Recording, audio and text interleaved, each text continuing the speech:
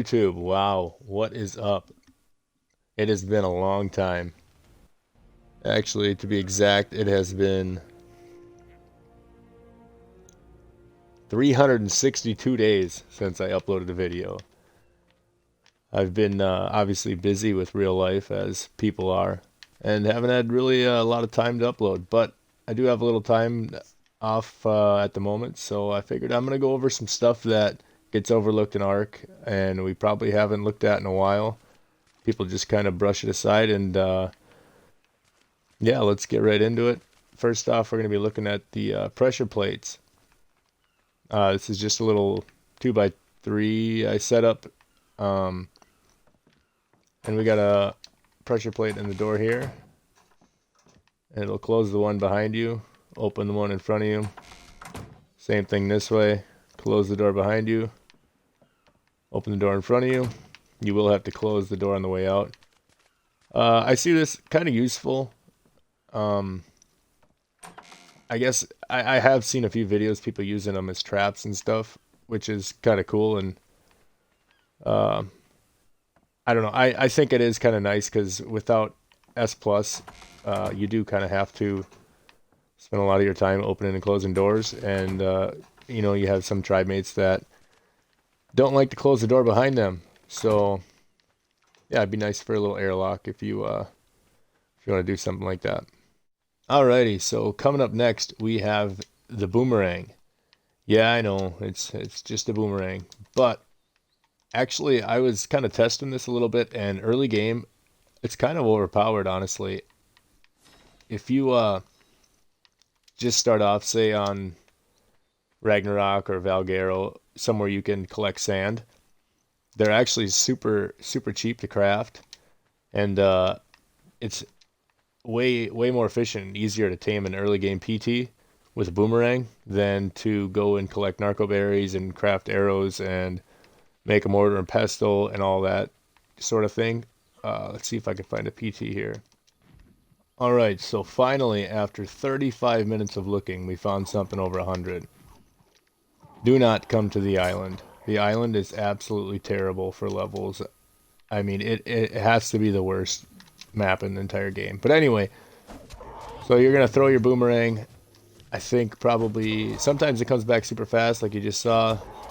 Other times it doesn't. But as you can see, 4 hits and it was knocked out. I believe 150 takes 5 hits, but you can get 5 throws off in time before the bola does break.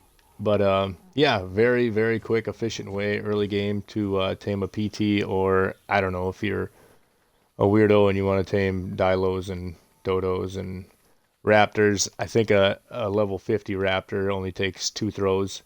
If you bowl them, you can hit them twice, and easy tame. No narcotics, no bow and arrow.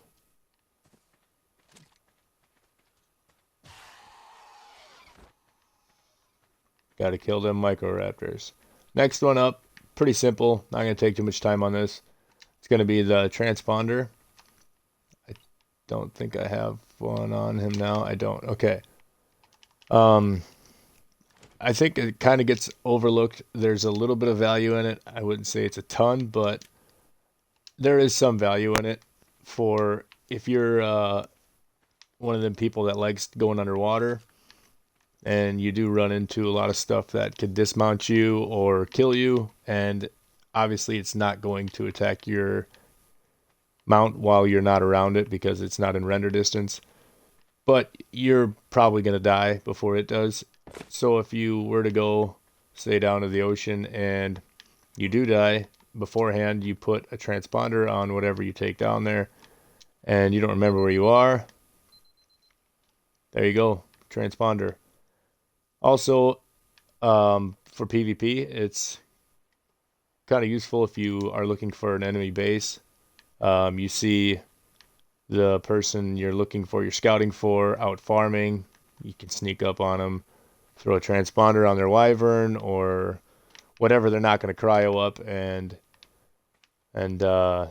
disappear with. And then, you can locate, find their base. All right, so coming in last year, we have the balloon crate. Now, I don't think I've ever used this, but I was messing around with it earlier, and it's actually pretty cool and pretty useful. Again, for say newer players, you don't have an Anki, you don't have an RG, you don't have a Quetzal, you don't have a Crab, you don't have whatever the case may be.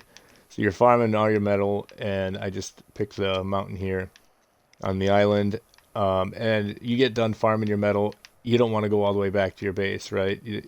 You can't hardly carry anything. You have a PT, you have whatever, something early game tame to cruise around the map, and you don't get very much metal. You bring back 100 at a time, maybe. If you use one of these balloon crates, they're pretty easy to use.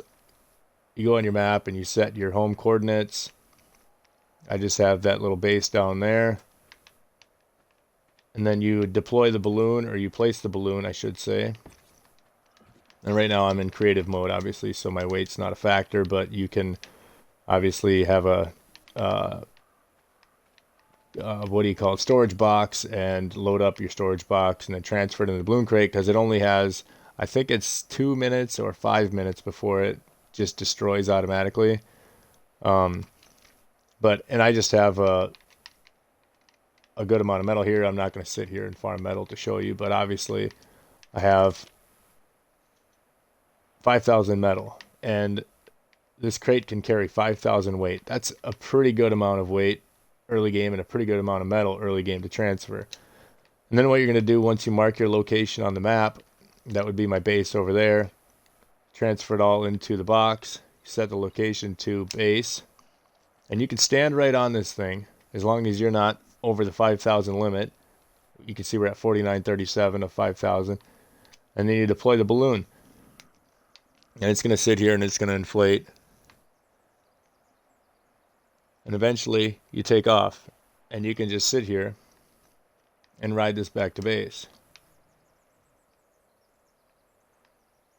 Again, this is a very not the slowest way to travel. I would say once you get actually going in the direction, it's not much slower than an RG carrying an Anki, especially if you're at pretty close to max weight capacity. It is, I guess, a little bit, you're kind of out in the open. But again, early game, I don't know why it has to bring you so high. It's kind of unnecessary. It's really unnecessary. But as you can see, we're moving along now, and we're just going to ride this crate all the way back to where we put our base location, and I'll show you when we start our descend. I would recommend, if you do use this, to get a GPS or get an exact coordinates of where your base is, because it is very precise where it drops, and if you do it right, you can set it up to where it is very helpful for you. So as in this case, if I could see anything at all, I have just some forges set up, but this is going to land right in front of all of them. The box breaks. I'm on single player, so it's 30 minutes, and then you can just despawn your metal, and then you pick it all up and you split it between your forges. So again, it's not obviously the most efficient way, but for early game, I would definitely, if you're starting out and setting up, say close to somewhere where there's a metal spawn, which I'm sure most people do, it's a really good way to get a good jump on it, because most people are like I said, they're carrying 100, maybe 150 back and forth between people and between PTs or whatever they have, and I mean, you can big brain it, and in a matter of minutes, you can have yourself smelted 2,500 metal in one trip. Anyway, hope you guys enjoyed, and hopefully it's not 360 some days until I see you again. Have a good one.